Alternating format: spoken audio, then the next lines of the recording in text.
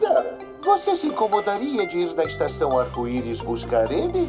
Mas claro que não! Será um grande prazer pra mim. Ela não estivesse tão ocupada com a decoração. Mas não se preocupe, Rei Arco-Íris. Eu vou buscar o Ingoclango. Bingo-bango. Isso que eu disse. Tchau, tchau! Essa é a minha chance de ouvir o som do Bingo-Bango antes da festa. Que bondade da Griselda indo buscar o DJ Bingo Bango pra gente. Verdade, não é, Vera? Talvez seja bondade demais.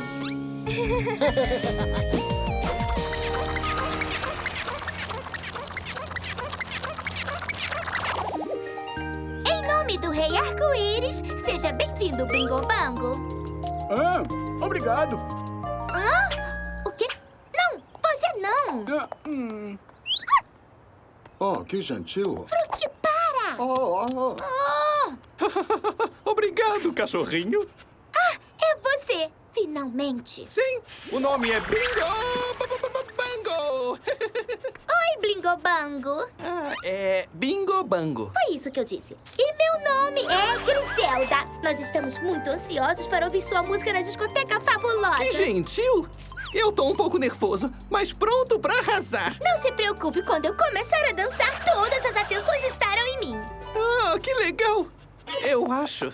Agora vamos lá em casa para quer dizer, a gente praticar. Vamos! Certeza? Eu quero ouvir o seu som.